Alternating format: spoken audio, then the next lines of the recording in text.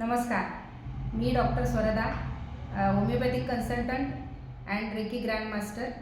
माझ्या या यूट्यूब चॅनलमध्ये तुमच्या सर्वांचं स्वागत करते. मागील भागात जर तुम्ही ऐकलं असेल त्याप्रमाणे आता ही माहिती आहे की मी तुम्हाला त्या भागात म्हटलं होतं की होमिओपॅथिक औषधे, अन्यथा इतर कोणती औषधे आणि रेकी याचं संपुट करून तुम्ही कसे बरे होऊ शकता, तीच माहिती आज मी तुम्हाला इथं देणार आहे. तर संपुट म्हणजे काय? संपुट म्हणजे दोन्ही मिळून करणं. एका वेळी मी एक करतो, एका वेळी मी एक करतो असं नाही, दोन्ही मिळून करणं. आता होमिओपॅथिक औषधं ही नैसर्गिक आहेत, ते तुम्हाला माहितीच आहे, घ्यायलाही सोपी आहेत फार.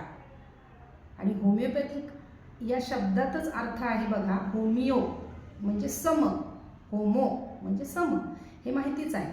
म्हणजे होमिओपॅथीमध्ये असं म्हटलं जातं की सारख्यानंच सगळं सारखं बरं करायचं. म्हणजे जर तुम्हाला उष्णता झाली असेल तर औषधं आम्ही अशी देतो की त्या उष्णता होणाऱ्या औषधांनीच उष्णता कमी करता येते. असं म्हणजे सिमिलिमिया सिमिलिबस क्युरेंचर असं आमच्यामध्ये म्हटलं जातं. म्हणजे काट्याने काटा काढणं, थोडक्यात सांगायचं तर.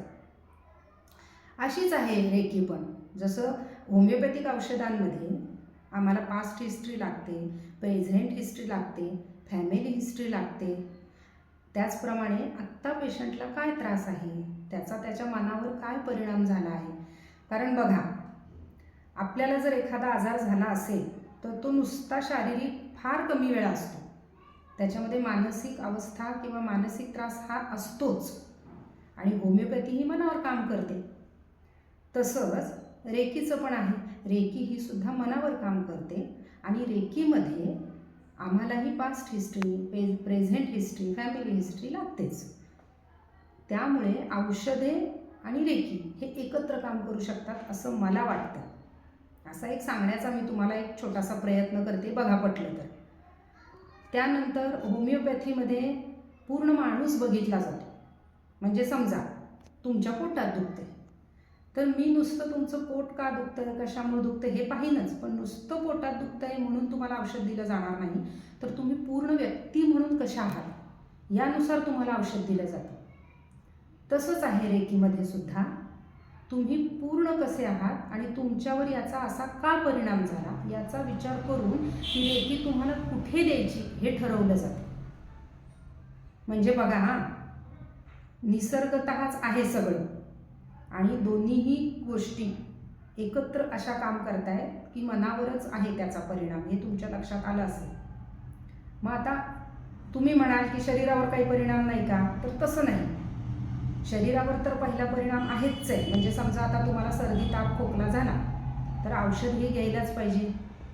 पण त्याबरोबर तुम्ही रेकी घेतली तर तुम्हाला आणखीन लवकर बरं वाटतं आणि जो सर्दी, ताप, खोकल्यामुळे येणारा थकवा आहे तो येत नाही. खरं सांगायचं तर म्हणजे शरीर थकत नाही आणि आपल्या मनाची ऊर्जा वाढते, मनाची ताकद वाढते. म्हणजे आपण म्हणतो ना, वैरीनं चिंती ते मन चिंती, तसा प्रकार आहे. म्हणजे मनात वाईट विचार येऊ नयेत किंवा सतत जर ते येत असतील तर त्यावर प्रतिबंध कसा घालावा असा विचार होमिओपॅथीही करते आणि रेकीही करते. म्हणजे बघा कसं आहे, होमिओपॅथी मनावर काम करते, बुद्धीवर काम करते आणि त्याला रोगमुक्त करण्याचा प्रयत्न करते, शरीराला आणि मनाला. आणि रेकी मनाला बळकट करण्याचा प्रयत्न करते आणि करतेच. तर बघा, ह्या दोन्हीची जर सांगड घातली गेली तर आपल्या आयुष्यात किती मोठा बदल होऊ शकतो. आणि कंटाळवाणी तर अजिबात नाही आहे. होमिओपॅथिक औषधे घ्यायलाही सोपी आहेत आणि रेकीही घ्यायला सोपी आहे. दोन्हीला कोणतंही साहित्य लागत नाही, कोणत्याही वेळेचं बंधन नाही, कोणतीही पथ्यपाणी नाही. म्हणजे किती सोपं आहे ना. नाहीतर हे कंटाळवाणी आहे वेळ, कारण आज माणसाकडे वेळ नाही आहे. कमीत कमी वेळेत आणि कमीत कमी त्रासामध्ये, कमीत कमी उपचारांमध्ये लवकर कसं बरं होता येईल हे माणूस बघतोय. आणि स्वतःच्या वेळेनुसार, स्वतःच्या सोयीनुसार मला काय करता येईल हे बघतोय. तसंच आहे रेकीचं आणि औषधांचं सुद्धा. आता होमिओपॅथिक औषधे तुम्ही कोणत्याही वेळी घेऊ शकता, बिना पाण्याची घेऊ शकता. तशीच आहे रेकीसुद्धा. तुम्ही कोणत्याही वेळी, अगदी तुमच्या ऑफिसमध्ये बसले असाल ना तरी डेस्कवर बसून तुम्ही रेकी घेऊ शकता. जशी औषधे घेऊ शकता त्यावेळेला काही पाणी लागत नाही, रेकी करतानाही काही लागत नाही. तुमचे 2 हात असले की झालं. 2 हात नसलेला सुद्धा माणूस रेकी घेऊ शकतो. तसंच आहे औषधांचं. आणि म्हणून मला असं वाटलं की औषधे आणि रेकी हे हातात हात घालून, त्यांची सांगड घालून, त्यांचं संपुट करून खूप चांगला माणसाच्या आयुष्यावर परिणाम होऊ शकतो. कोणताही दुष्परिणाम न होता आणि कोणतीही जास्तीत जास्त त्या माणसाला त्रास न होता. त्याचा वेळही वाचतो, त्याचा पैसा वाचतो, त्याच्या शरीराला होणारा त्रास वाचतो. म्हणजे माणूस कशालाही कंटाळणार नाही आणि पुन्हा उत्साही दिसायचा तो दिसतोच तुम्हाला. म्हणजे आपण म्हणतो ना की एखाद्या माणसाला हा आजारी आहे म्हणून सांगावं लागतं, तसंच आहे. जर तो त्या माणसाला रेकीची एनर्जी मिळत राहिली तर तो आजारी आहे हे सांगावं लागतं, कारण तो आतून बाहेरून बरा होतो. पण औषधही चालू असलीच पाहिजेत बरं का त्याच्याबरोबर. असं नाही आहे की मी नुसती रेकीच घेत जाईन, सगळं बंद करून टाकेन, असं होऊ शकत नाही. औषधंही असावीच लागतात आणि रेकीची जोड त्याला असली तर लवकर परिणाम करतात. त्यामुळे माझं असं तुम्हाला सुचवणं आहे की जर तुम्ही कोणती पॅथी फॉलो करत असाल, होमिओपॅथी आहे, आयुर्वेदिक आहे, तुम्ही जर ती पॅथी फॉलो करत असाल तर त्याच्याबरोबर रेकीची जोड दिली तर खूप चांगला परिणाम होऊ शकतो. आणि होमिओपॅथी आणि रेकी हे याच्यामध्ये किती साम्य आहे हे मी तुम्हाला आता समजावून सांगितलेलंच आहे. आजच्या भागामध्ये होमिओपॅथिक औषधे आणि रेकी याचं संपुट म्हणजे काय हे तुम्हाला समजलं असेलच.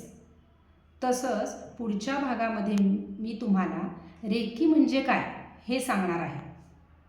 म्हणजे तुम्हाला दोन्ही गोष्टी क्लिअर होतील आणि त्याचा तुमच्या आयुष्यात किंवा तुमच्या मुलांच्या आयुष्यात त्यांच्या आजारावर, त्यांच्या समस्येवर कसा उपयोग करून घेता येईल हे कळेल. पण हे तुम्हाला अधिक कळावं असं वाटत असेल तर तुम्ही माझा पुढचा भाग जरूर पाहाल आणि पहाच. आणि तुम्ही कमेंट बॉक्समध्ये कमेंट करून तुमच्या काही समस्या असतील तर मला सांगू शकता. मी त्यावर उत्तर देण्याचा नक्की प्रयत्न करेन. आणि डिस्क्रिप्शन बॉक्समध्ये कॉन्टॅक्ट नंबरही आहे, त्यावर तुम्ही संपर्क करू शकता. तर पुढील भाग नक्की पहा आणि कमेंट करायला विसरू नका. लाईक करा, सबस्क्राईब करा, बेल आयकॉनवर प्रेस करायला विसरू नका.